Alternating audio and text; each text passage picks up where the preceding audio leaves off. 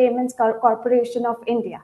The fest is presented by the Ministry of Electronics and Information Technology, Government of India, Reserve Bank of India, and supported by Niti Aayog, Startup India, and Invest India, and is powered by Razorpay, brought to you by Amazon Pay, WhatsApp, in association with partner Google Pay and Open Financial Technology, digital payments partner Cash Free Payments. Our next section is on Indian FinTech landscape and overview by Mr. Nalin Bansal.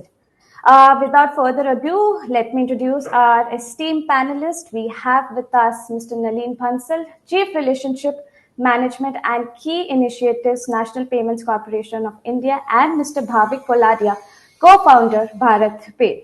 Sir, Mr. Bansal, over to you. Thank you. Good morning.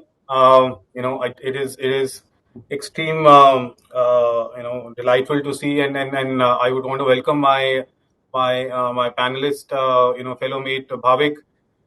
So what we got lined up for you is a very short presentation. So we'll just set the context on how the market is sort of evolving, and we'll get down to our conversation later on. So just a few slides and.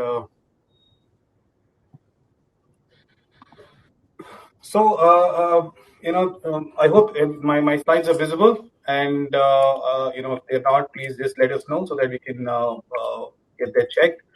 At NPCI, the need to connect with fintechs, I think, has been a source of inspiration for us. I think our success on UPI tells us that this is a area that can only grow with combined collaboration of the technology, banking, and the financial ecosystem. With this, I think belief and trust. I think we this year we started to now focus very strongly on this space with the creation of a completely new vertical at NPCI. We call it the FinTech and the Merchant Solution Team. And this is some amount of work that we've done in the past, and then our insights into that work that we're presenting today. And hopefully, with our conversation with Bhavik, we'll get to have a sense of how fintechs are looking at this space, and what are the things that could create some amount of excitement and greater avenues of business for the complete ecosystem together. So just a few points on the landscape. I think this is well known. A lot of unicorns have been born in the last 18 months. I think the maximum of them have been in the fintech domain. That's no secret anymore. The highest adoption rate globally, 87%. I am sure most of you would have seen the running graph that is being very popular these days, where the number of digital transactions in India have now crossed over China, US by a significant amount. There is, of course, a lot of funding that is coming into this ecosystem. We all are aware of the manpower issues all of us are facing because of that as well. But I guess that goes to believe the immense trust and opportunity that lies in the market today. By some estimates, the industry is about 31 billion today, as the market evaluates, expected to grow at 22% to about 84 billion. And of course, a large part of it where UPI has played a role, which has seen a 15x jump in the last 3 years. The key drivers, I think, again, these are well-known facts. Unlike other economies in India, the most important parameter that has led to the growth of fintechs has been the policy. Very unlikely parameter, but I think the policy interventions by the regulator, the government has helped a lot of this growth, especially the India stack. Of course, the increased penetration of mobile and internet, where now people have more mobile phones than laptops. The demographic profile, with a lot of population under 35, almost 65 to 70%. We spoke about the government and regulatory initiatives, the ONDC, the OCEN, the recently launched initiative on healthcare yesterday. I think there are a lot of these policy initiatives that has helped these fintechs and organizations to build some use cases around it. And of course, lower penetration of financial services, so to speak, whether it is on investment, insurance, and I think micro lending, and which is what is now leading to the growth in the and the penetration in the ecosystem. Some key trends, I think lending, of course, all of us know. This is the most exciting segment right now. I think everybody is looking at this to grow the next set of payments. By some estimate, the amount of lending industry, the size that is being calculated, can generate with the inclusion of the repayment transactions, can generate almost similar number of payment transactions that the industry is doing today. So there's just a parallel industry waiting for to be explored and tapped.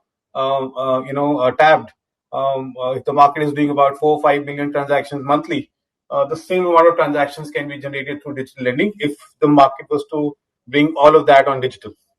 Of course, the wealth management services. This is the segment which we all believe is the lowest penetrated. While there are opportunities to spend, there are opportunities to lend, but I don't think there are opportunities to invest. And I think there's significant amount of value and growth in this segment. Linked to that is insurance. Of course, the digital cash, or what we can call as cashless economy, and then further initiatives from the government of India. And of course, looking at a more unified form of ecosystem, either through DLT, blockchain, or any such technology intervention where you work on a common platform. There are microservices built on that platform. Broadly, we realized that there are two distinct segments to this. One is the area of customer solutions. There are a lot of people there, and that's where the explosion has happened. Where organizations are looking at neo banking, BNPL. There are super apps, connected cars, remittances, and so on and so forth. And then there is the ecosystem of enablers. While there is a lot of, it's much easy to get into customer solutioning space. You could quickly build up an app and then get into that zone, take a pipe from somebody. But I think the real valuations are on the enabling side. And we've seen that in the past, Razorpay, PayU, BillDesk, Pine Labs, how those entities, M2P, Yap, Zeta, how those entities have grown and they've delivered value in the ecosystem. So I'll briefly touch upon this very quickly. So, like I said, on customer solutions, BNPL, the most talked about use case these days. And in terms of size, we just explained that this could potentially grow to the same level of transaction that we have today on the P2P and the P2M side. And I think there's huge value to sort of be tapped. We all know number of credit cards in the country. There's a long way to go. Neo banking, while the term may not be entirely appropriate, but we believe that there is enough space where banks would be open to get new age players to come in, create experience on the consumer side, and that's the platform that a lot of these players are building, and there are plenty of organizations working in that space, and of course the super apps. So these are the three key segments that we've seen in the market. And I think from a customer solution point of view, these are possibly the most hottest areas to be into as we move along, from our current journey point of view. On the enabler side, I think this is a traveled path. Of course, these are entities which have been behind the scenes. They have been the ones who have created the platforms. They've created a service layer for the organizations to grow, and they are the real people who are connecting banks and the consumer segments. At NPCI, we are now looking to work on a program where we'll have some of these entities onboarded as partners to our journey.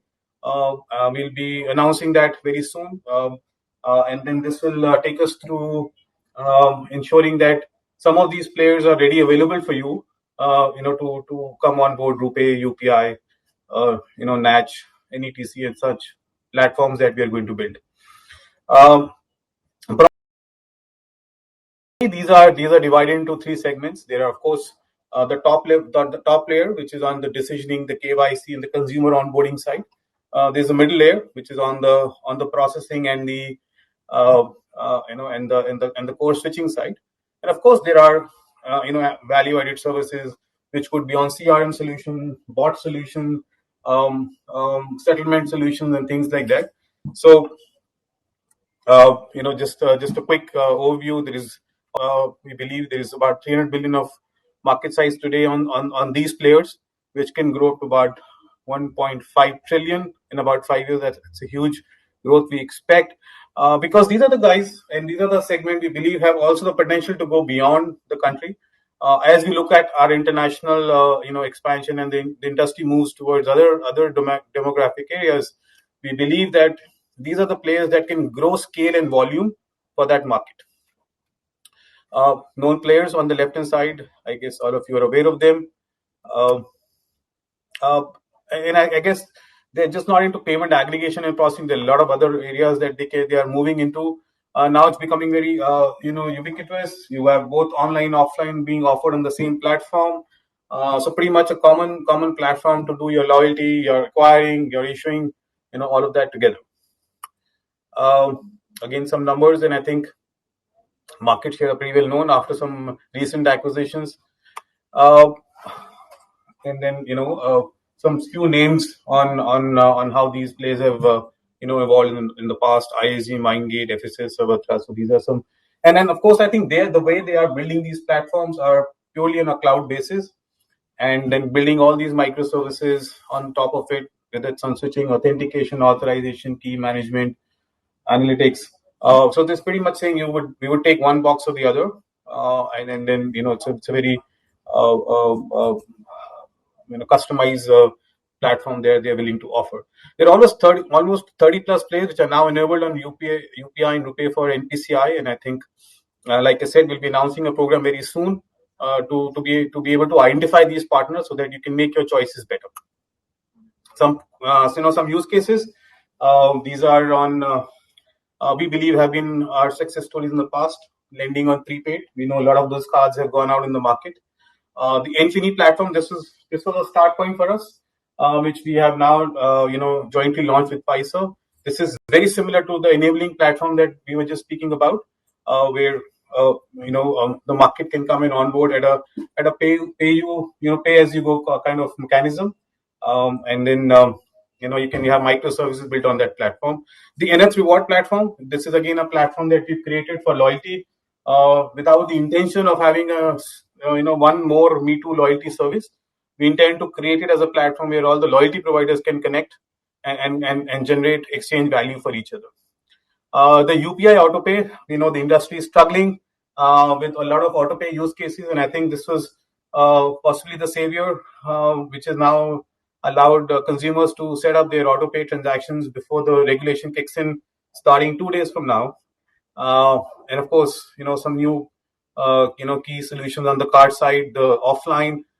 We just launched the wearables, and then some cool designs on Novelist card and things like that. So I think these are some cool use cases that we've seen, and happy to now call in Bhavik. Bhavik has been an extremely important player in this segment, and we'll probably, Bhavik, happy to have you here. You know, for NPCI and people out here, this is a journey that we are seeing from the outside. While we are part of the core interaction at some point, but really how you've seen in the market, and you're probably one of the rarest fintechs, which has started as a fintech and now gone into full banking. So we felt that your perspective in this segment should help us a little bit more in how this is evolving. So thank you so much for joining us. I'll get started. I think the first point that came to my mind when I was looking at the market size, 31 billion, great. Going to 85 billion, I think extremely good. But one question that comes to my mind, and I wanted to take your views on that. I disagree with that market size, and the reason I disagree is that this is fintech today, but this is going to be banking tomorrow. And why is that market size just 85 billion? Why not the entire banking and financial services? So what's your take on that? And I just want to understand: are we just going to have fintechs as one side layer to everything that we do, or we're looking at union of these two at some point in time? Thank you, Nalin sir, for having me. Hello, everyone.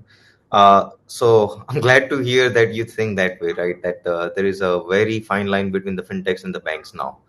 My 2 cents are that if you look at it, every fintech in India They want to become a bank one day, right? They have an aspiration to become a bank. And I'm not talking about like, the Walmarts or Google or Facebook or, the Alibabas of the world. But if you ask Razorpay, yeah, of course, Razorpay wants to become a bank one day. If you ask Cred, Cred wants to become the bank for that segment one day. We have companies like FamPay, Walrus, Junio. They all want to become a bank for the teenagers, right? The challenge I think here is that um, the license, I guess. We are still living in the world where we want to build a business around banking. It is a closed walled garden, right, where it does not have any doors, I mean, to be honest, right? When we started, I had to walk into a branch to get a UPI handle, right, to become an aggregator. And this was like 4 years back, when there was no UPI penetration on the merchant side. So I guess, yes, every fintech wants to become a bank one day, and if we enable that as an industry, we could see a huge potential that can be tapped. You're talking about the valuation, right? I think I leave it up to the venture capitals, right? I mean, me and you are not putting money, millions and millions of dollars. I don't think we have right to judge or justify any valuation for any startups. But if you look at it, there are 1.5 trillion deposits and both assets and liability that the banking industry in India is covering, and probably 10x of that volume opportunity is in two payments. But if you look at the whole ecosystem, we have hundreds of banks, right? 60% of the banks are still public sector banks. Actually, Only 2,000, not even 100. so I mean, if you look at it, do we have the 2000 fintechs? So I think it's just starting, right? It is We are not even scratching the surface. The opportunity is just so huge, and every fintech will become a bank. I think, give it 5 years, we would have all these names that you mentioned on your slide. It All of them will have some sort of banking license, and they're going to go build the product from scratch. They will be the manufacturer, they will be owning the assembly. They are not going to digitally transform themselves, right, because they're born digital. So yeah, absolutely, it's a huge potential, and all fintechs Yeah, will be back one day. yeah. No, no, I great. I think that's the question that was rambling in my mind. When I looked at that report, it said 84 billion by 2025. I said that's too short for the amount of excitement and action that is happening in fintech. There is got to be a much bigger size, and with that aspiration, I think the opportunity is almost equivalent to the entire banking and financial services that we have today, and not just limited to a certain area of payments alone. Uh, you spoke about valuation, and I just want to put a number. Somebody was, sharing with me the current combined valuation of the fintechs, the serious fintechs in the market, about 60 billion. It's a huge number. And then again, it's expected to go 2x, 3x in the next 3, 4 years. Good for investors and people who are here for, making that valuation. But there is a lot that has been talked about, saying a lot of guys are jumping into this only for the sake of valuation, and they're only here to bring value for the shareholder and not for the consumer, and so on and so forth. But my question is, the valuation is there because there is a need, right? There's an opportunity and there's a need. The valuation is not there just because somebody wants to open up a organization. And isn't that what is happening in commerce, health, wealth, and education? A lot of edtech companies look at Byju's. So, do you think it's a bubble, or is this really an opportunity there which is getting valued at the right price? See, I think there is a lot of liquidity into the market. That is there for sure, but I think it's just the timing, right? I don't see the private equity market where the startups play, or the public market, right? It's much different. I mean, all the public companies have their valuation soared as well. There is just a lot of demand. People are optimistic, right? So everybody wants to invest, and there is just liquidity into the market, right? That might get stabilize next year, but it's just one of those cycles, right? It will be the journey. It will go up and down. And if you ask me, I don't think in any of the at least fintech startups in the industry, nobody's chasing valuation, right? Everybody is trying to build something that is much bigger than, and it's a little known secret that the founders don't get to unlock that valuation until 10, 15 years after. So it's just giving out a number or putting a unicorn tag. I don't think that's what excites any of the founders or the larger team who is working at the startups. I think it's just what they get to do, the change it's if you ask anybody that would you be doing something else rather than running a fintech startup in this industry, I think answer will come clear cut no. So valuation is not the driver. Market decides it, investors decide it, right? If somebody believes that okay, I'm getting into it some price and there is a 10x growth from here in the future, of course they're going to pay more. And I don't think I blame any VC industry or the startups for that. I mean, Apple stocks, you cannot justify, how you're getting that multiple. Yeah. So No, it's no, I just understand. that's But just one another thing out there, the way we are seeing the market from a customer solution point of view, people who are focusing on saying, I will create the UI, I will create the UX. I don't care what is the backend, I don't care what are the service APIs on the backend side. And then there are these fintechs which are focusing on enabling, right? Whether these are giving you processing APIs or they're giving you onboarding APIs or they're focusing on the settlement layer, the money movement layer, whatever those are. Do you believe that they're going to continue to remain separate segments, or there's a fusion that is going to happen at some point in time where there'll be one stack all? Number two, we do believe we've seen that now in the market with the recent acquisitions.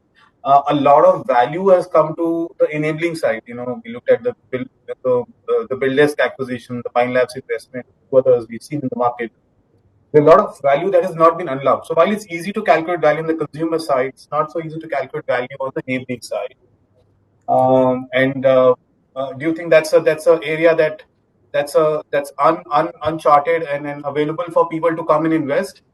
And secondly, do you think these two can merge at some point in time? Yeah, absolutely. So, see, Nalin, you would know it better than any of us, right? To process a rupee transaction, how many, companies I would say that is touching that single transaction, right? Currently, in my view, it is just the challenge is that everything is behind the curtains, right? Consumer does Hmm. not get to experience things, right? How Hmm. the payments get processed. Once that education starts happening, right, I think the innovation will also start happening super fast. Currently, if you look at the whole banking stack, Hmm. it is a package software, right? And Hmm. nobody gets to open up that software package, take some code blocks and do some magic on top of it and bundle it that product into a different way. Currently, it's a Correct. cookie cutter approach, right? I mean, if you Yes. look at payments, we are leaps and bounds ahead in terms of the world, in terms Hmm. of UPI, in terms of and it's not just today, right? I mean, when NPCL launched IMPS, that was one of the first kind of a product, right? We have built Hmm. Rupee itself. We are building Ocean. We are building those platforms. Now those platforms, there is, I think, a disconnect between the startups, banks, and the platforms, and it is getting closer and closer, and it is coming much faster, which is a good news, right? And Hmm. once that fusion happens, we will see the products. I mean, last time, if you look at on the payment side, we have done so much innovation, but on the banking side, I think the coolest product that we came up on the banking side is the EMI, which is nowhere in the world. Correct. But that was it. That was it. Payment has been evolved, but banking is still there, and Yeah, the it's like investment, the insurance, correct. All these are.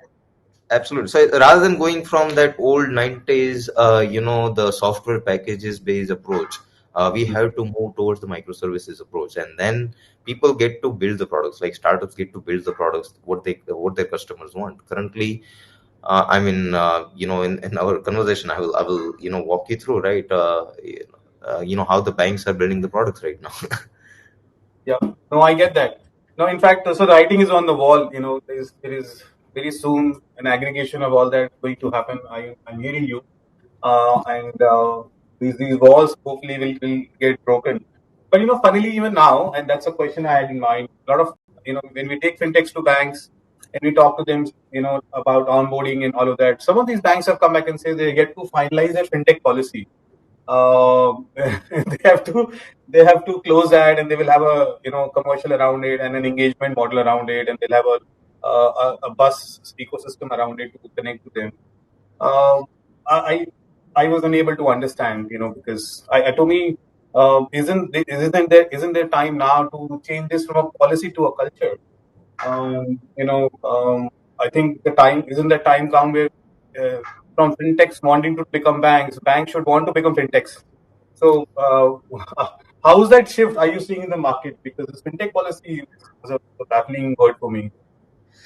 See, in my view, all of the banks in India, they have done a very good job in terms of building the trust in the eyes of the consumers, right? I mean, we went from a few million, banked population to almost, 99% people now have the banks, and that does not happen until there is a trust in the banking system.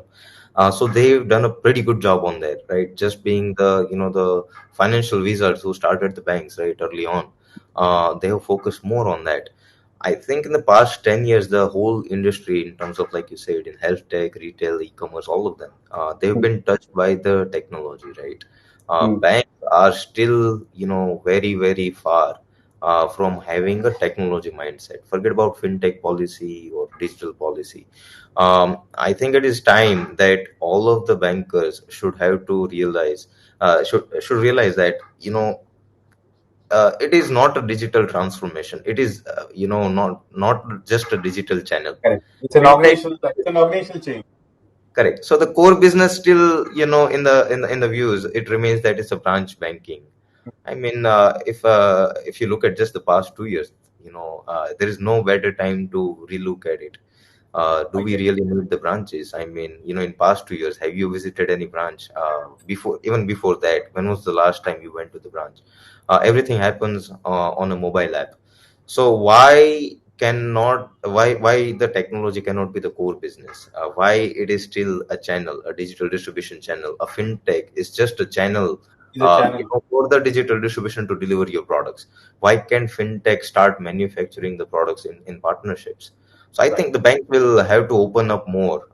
I mean, it's just, UPI. We have, like you said, hundreds of banks, right? Uh, how many fintech players is still? I mean, if you count, there are three or four players. Hmm. Uh, the platform itself is interoperable. Right. There has to be something that is not letting new entities. I mean, we were the last one to get into the UPI acquiring space. That has been almost 4 years. So it is just a sad part that the platforms are there, banking industry is stable, but fintech Hmm. is not part of it. So if there is a policy, I don't know if there is one, but if there is a policy, I think that policy needs to be changed. Uh, Into uh, in favor of fintechs, okay, let them try, right?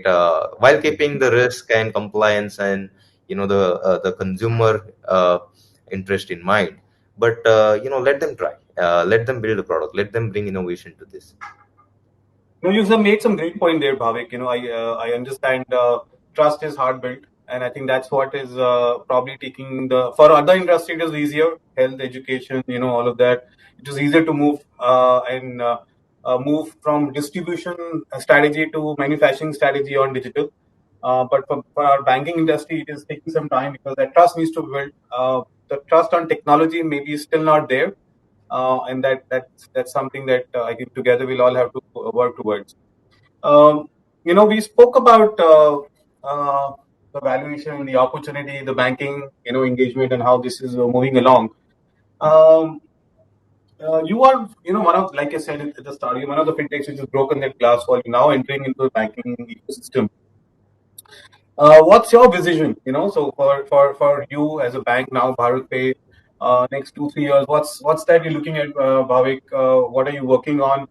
Moreover, like you said, moving from from distribution to manufacturing, what are the cool things that you are looking to sort of bring to market? From with the focus on UI UX, obviously. So some quick insights on your plans. Sure.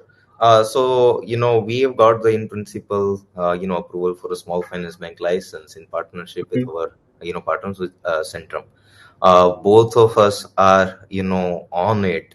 What we are trying to build is a, build a bank from grounds up. If you look at it, there hasn't been a bank that was built in at least past couple of decades, while keeping the technology in mind, right?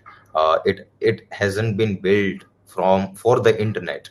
It was built. I mean, if you just take an example of a core banking solution, right? The core banking solution has been built to connect the branches with the head office, not to connect the branches with their customers. And over the years, it has kept getting built and built and built. It has become such a juggernaut, a complex architecture. I mean, it comes as a pre-packaged software with thousands and thousands of tables. And if you want to just get to know which is written in those tables, it will take you years and years. So you are taking an approach in terms of building the products from grounds up using the first principle, the way the consumers would want it, right? Mm. I mean, we all trust our banks, but do we love our banking apps? I would say if we do the survey, the answer is going to come resoundingly no. And the example is out there, right? The Phone Pay and Google Pay and the Paytm. They Mm. are the those are the apps that the consumers use to do the banking. I mean, transactional banking, right? And there must be something amiss. So can we just bridge the good parts of the banking and the good parts of the fintech, and marry them together to come up with a solution, come up with the products that the consumers love. We want to be the bank that consumer want to open every day, right? They want to open our app, they want to transact through that, they want to play around with that. So it is going to be a journey. Obviously, it is going to take a lot of time to build things the right way. But yeah, we are building products right now. I think another 6 months we may be able to come up with our first product out in the Sure. market. There's a question, and I realized that while we're talking about the merging of the two at some point in time, and of course building it as a common stack and microservice on top of it, the challenge of trust, but there's also a challenge of compliance, Bhavik.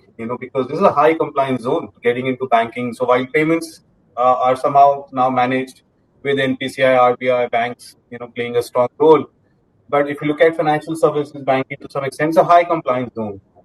And so what's your plan? I'm just saying how for fintechs to prepare themselves to be able to sort of be on the right side of that compliance, because that's also lends a factor to trust. So any thoughts around it? Absolutely. See, since we started Bharatpe, one point of a time, right? It was a virgin territory we were getting into, where the Hmm. compliance wasn't even defined, right? Over the years, we have seen it, working with the regulators, working with the NPCA, working with the banks. I think, in my view, the missing part is that compliance has been written in the way that nobody could understand. I don't think any of the startups, they don't value the importance of compliance or Hmm. mitigating that risk. I mean, think of this way: every startup without due diligence, you cannot even get $1 million into your bank account, right, from those investors. You are going to the largest of the largest investor all over the world. And so you understand that risk. You're running a business which is a high speed, lot of dynamics that is playing out. And if you don't have the compliance and the risk mitigating factors in place, of course, people are going to fail. In my view, the compliance is not complex, right? I mean, RBI has done a pretty good job, Hmm. protecting the consumers and defining the rules, Hmm. implementing those rules with the different processes. Just take it, Hmm. doing a KYC to open up a bank account. Right. RBS has clearly said that okay, you have to do the identity verification, you have to do in-person verification, and you can open up a bank account. Now, how you can mold all those traditional processes into a digital delivered product interface? That's Hmm. where the people are lacking, right? Video KYC is there, right? You can do magic with that. You can and that protects your business, right? Correct. Now, rather than scheduling a call, can we build something where the video KYC can be done in real time? So we Right. solve the processes around compliance. I think it's not a blocker. Right. Yeah, I mean, if you can have exams and serious examinations on video-based systems, then why not your KYC? I think the answer is up there. So you just got a few more minutes, Bhavik. Sure. I wanted to just bring it down to the wire and just help some stargazing. Um, so build or outsource, middleware, application stack, consumer UX. What will be your pick? Obviously, build anyway, any day. And same for us, I guess. And then for top three trends in the future, I'll just share you my thoughts. And love to hear your top three trends. For us, I think we believe digital payments off the network are something that needs to be built and implemented. I don't think today we have it. Today everything is very very network based, but digital payments off the network. Moving from certification based to embedded based, and moving from P2M to M2M, which is machine to machine, and then of course a unified stack with microservices. I think these are top three trends that we see from an NPSAP point of view. What's your pick? I think if I have to choose three, the expectations or what will work is that credit on UPI, it is ripe for disruption. That is going to be the number one. That will just create the opportunity for. I think it will be same size as what we are Yes, seeing, 100%. right? Market size So is almost same as current payment transaction. correct. So credit on UPI is going to be something that is just going to expand the whole market, right? The second trend I think would be the decentralized, the finance. I think we've been talking a lot about it, but we haven't been seeing any action.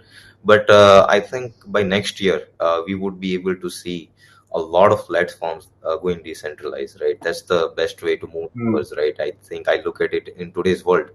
We are not moving, we are moving numbers, and if it can be shared on a peer-to-peer network, that would be great. The third trend I would say is the embedded finance, embedded banking, and embedded insurance, where I don't have to leave Zomato or Uber to make a payment. It has to be built. I don't have to go and open up a different page on an iframe to buy an insurance, right?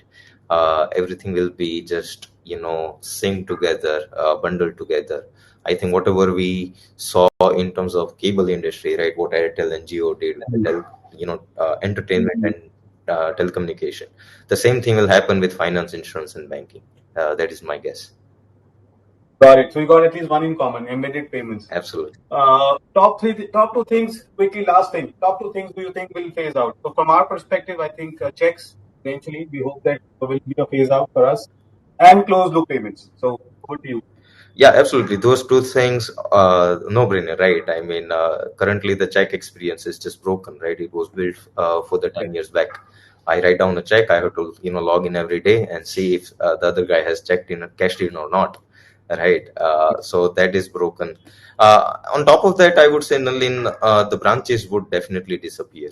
I don't Okay. think it's an expensive business to be in, where even it doesn't make any business sense, right? Forget about the consumer experience. So branches will definitely disappear.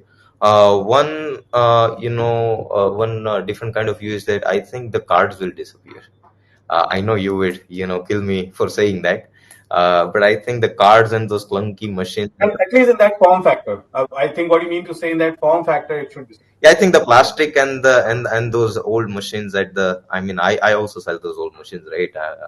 But of course, in future they would disappear. Get that. Get that. Great. So we got few more minutes. So I have one last thing, if you allow me. Sure. Yeah. Uh, just some thoughts, Bhavik. We happen to have some conversations around the upcoming ONDC and OCEN network. We believe these are very, very super, good initiatives to focus on the SME segment.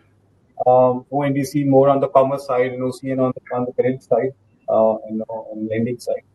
Um, I There hasn't a lot happened. So while these are independent Indian stack platform that we get built at some point But at some point, all this has to come together, right? The lending, the selling, the KYC.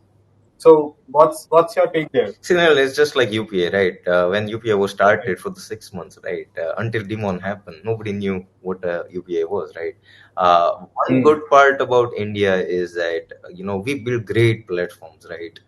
The platform mm, that have been built from scratch and that can at least give us 100 years advantage in terms of the world, right? So the ocean and Sarmati and whatever Nikhil and the Setu they're working on, iSpirit guys are working mm, on, right? Even mm. the health tech, those platforms are getting Correct. built, right? Yep. Yep. They are just so powerful, right? We can't even you know understand the power of those platforms. I think it will be just trailing, right? The UPA platform got built first, and then the app started coming in there, and then the bank started catching up. I think the same thing will Mm, happen, right? The platforms are there now. In next few months, right? A lot of fintechs and a lot of startups, they're going to build applications on top of that, and after that the banks will start participating in that. So I think another 1 or 2 year journey, and all those platforms are going to come in the forefront. yeah. So great talking to you, Bhavik. Same. I'm really excited. I think this is a great 2 3 years for all of us to build something more. The journey has just started with UPI. Correct. Okay. Thank Thank you you for your very much. time. Over to you, ma'am. Thanks Thank a lot. you. Thank you, Mr. Bansal and Mr. Koladiya, for such an engaging discussion and for being here with us today and making this possible. And a special thanks to all the delegates for being a part of this session. So, thank you, everyone. Thank you. Thank you. Pleasure. Thank you.